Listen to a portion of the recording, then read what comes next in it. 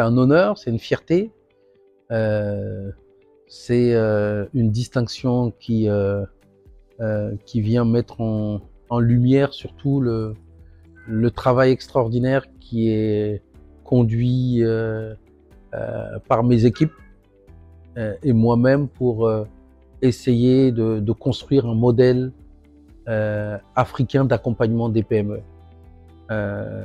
Et je le reçois avec beaucoup d'émotion. Je n'aime pas tellement les prix parce que j'aime quand les actes parlent davantage que les éléments de reconnaissance. Mais au travers celui-ci, c'est de mettre en lumière ce qui a pu être fait depuis quelques années et particulièrement depuis que j'ai l'honneur de diriger l'ADPME pour faire de l'ADPME un modèle d'entreprise. Dans le monde, on a la SBA, la Small Business Administration aux États-Unis. On a SME Corp en Malaisie. On a bien évidemment d'autres agences, Cosgeb en Turquie. Et nous souhaitons pouvoir incarner une démarche propre africaine d'accompagnement de nos PME pour en faire des champions. C'est le sens de notre engagement, de notre démarche et du parcours vers l'excellence que nous avons engagé, qui nous a vu être primé par ITC, qui nous a vu mettre en œuvre le CAF, le cadre d'auto-évaluation de la fonction publique, qui nous a vu double certifier le cœur de métier de l'agence, l'évaluation, pour mesurer la performance des PME, pour elles-mêmes d'abord.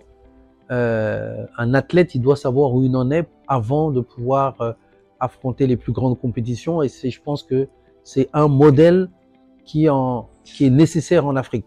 On ne peut pas juste se contenter de dire que les PME doivent faire. On doit les accompagner à disposer de leur carnet de santé et de la mesure de leur performance pour être en capacité d'exceller, d'être plus productive et de créer la richesse et l'emploi nécessaires.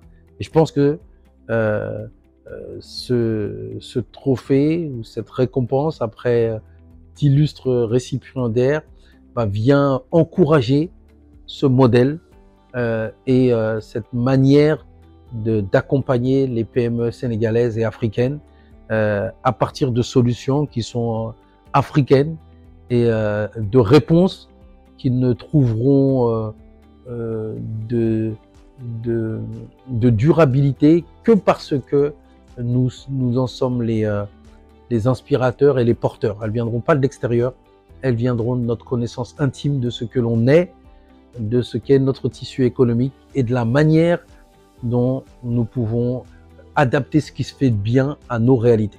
Donc merci encore pour cette reconnaissance.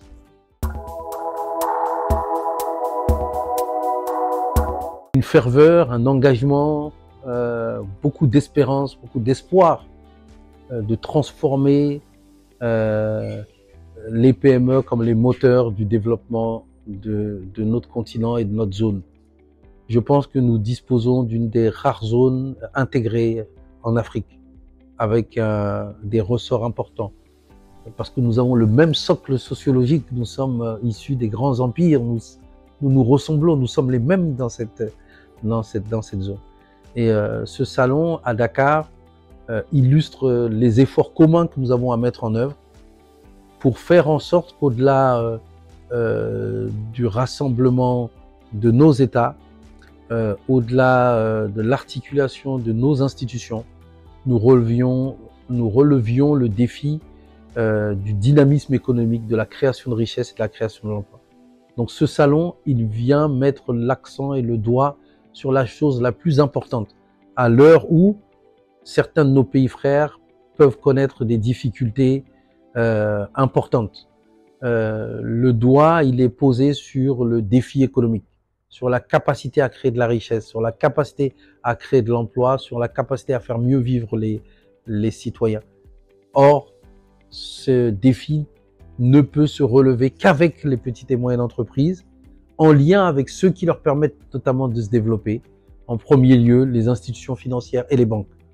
Et donc, le message du salon, c'est un message extrêmement important pour tous les pays et de la zone UEMOA, de la voie à suivre pour relever les défis et faire en sorte d'améliorer le quotidien des citoyens de la zone.